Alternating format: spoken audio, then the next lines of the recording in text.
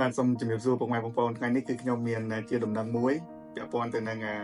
សិប្បកម្មតែសិប្បកម្មនេះគឺក្មួយស្រីកំពុងតែរៀននៅថ្នាក់ទី10ហើយជួបនៅគេហៅថាបញ្ហាជីវភាពរៀងខ្វះខាតហើយក្មួយស្រីបានមានសេចក្តីក្លាហានផ្ញើសារមកកាន់ខ្ញុំបាទដើម្បីហៅជំនួយដើម្បីជួយក្មួយស្រីបាទហើយក្មួយស្រីគឺមានឈ្មោះថាពីងរតនាដែលកំពុងតែរៀននៅថ្នាក់ទី 10A នៅវិទ្យាល័យហ៊ុនសែនខ្សាច់កណ្ដាលបាទនៅឯខាងស្រុកខ្សាច់កណ្ដាលខេត្តកណ្ដាលហើយដើម្បីបញ្ជាក់ថាក្មួយរៀនបានបកកែគឺក្មួយស្រីបាន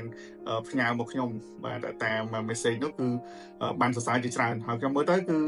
ពិតជាច្រើនមែនហើយក្មួយថាផ្ញើអត់ទាន់អស់ផងមានបានសរសើរពាក់ព័ន្ធទៅនឹងចំណាត់ថ្នាក់នៃការរៀនបានលេខ1បានសរសើរនៃការប្រឡងជាប់ជាគេហៅថាសិស្សពូកែខាងអក្សរសាស្ត្រខ្មែរទូទាំងខេត្តនឹងចូលរួមការប្រឡងផ្សេងៗបានចំណាត់ថ្នាក់ល្អមែនទែនហើយអ្វីដែលក្មួយកំពុងតែត្រូវការនេះគឺស្នើសុំឲ្យខ្ញុំចូលរួមជួយក្មួយជាគេហៅថាសម្ភារៈសិក្សាមានប៊ិចមានសៀវភៅហើយជាពិសេសគឺក្មួយស្រីចង់បានបំផុតនោះគឺពាក់ព័ន្ធទៅនឹងសៀវភៅគេហៅថាសៀវភៅពុំដែលសៀវភៅពុំនេះគឺ5 6ក្បាលពាក់ព័ន្ធទៅនឹងការរៀនត្រៀមប្រឡងជាសិស្សពូកែនៅថ្នាក់ទី12អញ្ចឹងប៉ុន្តែក្មួយស្រីរៀនត្រឹមថ្នាក់ទី10មែនប៉ុន្តែក្មួយស្រីបានរៀបផែនការថានឹងខិតខំប្រឹងរៀនអក្សរសាស្ត្រខ្មែរនឹងត្រៀមប្រឡងជាសិស្សពូកែនៅថ្នាក់ទី12អញ្ចឹងសៀវភៅទាំងប្រមាណក្បាលដែលក្មួយស្រីបានផ្ញើមកខ្ញុំនេះខ្ញុំក៏មើលឃើញទៅគឺបានឃើញ page គេលក់ហើយរង្វង់សៀវភៅ5 6ក្បាលនេះបូកសរុបជាលុយទៅខ្ញុំឃើញថាប្រហែលជាចូល8 9ម៉ឺនដែរបាទដែលយើងកណនីលុយដែលត្រូវទិញសៀវភៅហ្នឹងអញ្ចឹងឃើញថាសម្រាប់សៀវភៅខ្ញុំគិតថានឹងធ្វើឲ្យសម្រេចក្តីប្រាថ្នាក្មួយស្រីដែលចង់បានសៀវភៅហ្នឹងហើយមួយទៀតក្មួយស្រីក៏បានលើកឡើងពីកត្តាជីវភាពគឺខ្វះខាតឪពុកក៏ឬដែរហើយមានបងប្អូន3នាក់ហើយក្មួយស្រីជាកូនពៅហើយក្មួយស្រីក៏បានផ្ញើជារូបភាពផ្ទះអីដែលមានរាងភាពខ្វះខាតប៉ុន្តែអ្វីដែលជាការកត់សម្គាល់នោះគឺមានការយើងកោតសរសើរដែលក្មួយស្រីទោះបីជាជីវភាពគ្រួសារមានភាពខ្វះខាតមែនប៉ុន្តែនៅតែខិតខំប្រឹងប្រែងរៀនបើអនុវិទ្យាល័យវិញសឹងថារៀនបានលេខ1រាល់ខែទៀតព្រោះបានសរសើរមានច្រើនមែនទែនហើយភាសាអង់គ្លេសក៏មានបានសរសើរជាប់ top 1ជាសិស្សពូកែសិស្សអីជាច្រើនអញ្ចឹងខ្ញុំគិតថាយើងទាំងអស់គ្នានឹងអាចធ្វើបានទោះបីជាប៊ិចមួយដើមក្តីសៀវភៅមួយក្បាលក្តីថវិកា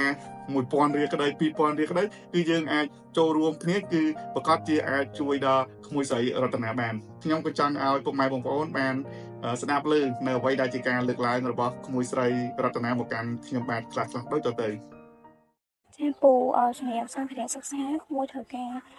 ដូចជាមានប៊ិចមានសៀវភៅប៉ុន្តែអីដែលក្មួយចង់បាននោះគឺសៀវភៅគ្រឹះនៅក្នុងការប្រឡងអក្សរសាស្ត្រខ្មែរដោយសារតែនៅពេលរៀនទី12នោះក្មួយគឺមានគោលបំណងថានឹងចង់ទៅប្រឡងសិស្សពូកែផ្នែកអក្សរសាស្ត្រខ្មែរអញ្ចឹងណាលោកពូចាពូបច្ចុប្បន្ននេះគឺក្មួយរស់នៅក្នុងអន្លង់គឺតែតែស្រុកខ្សាច់កណ្ដាលខេត្តកណ្ដាលហើយ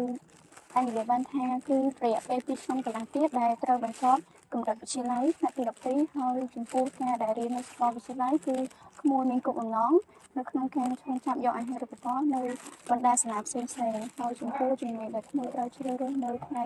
ដែលក្មួយចប់វិទ្យាល័យហ្នឹងគឺក្មួយចង់ធ្វើពេទ្យហើយចំពោះផ្នែកពេទ្យហ្នឹងគឺផ្នែកខាងផ្សំថ្នាំណាលោកពូខ្ញុំបាទក៏ធ្លាប់លើកឡើងពី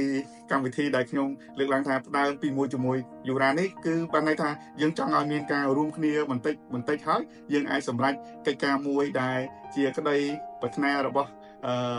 បងប្អូនក្មួយដែលមានភាពខ្វះខាតលើការសិក្សាអញ្ចឹងការចូលរួមទាំងអស់គ្នារបស់ពុកម៉ែបងប្អូនរបស់មិត្តភ័ក្តិកន្លងមកឬក៏នឹងបន្តធ្វើបន្តិចម្នាក់យើងគិតថានេះគឺជាស្មារតីមួយក្នុងការចូលរួមជំរុញលើកកម្ពស់ដល់វិស័យអប់រំនៅកម្ពុជាយើងផងដែរពីខ្ញុំបាទយីយូរ៉ាសូមអរគុណសូមជម្រាបលា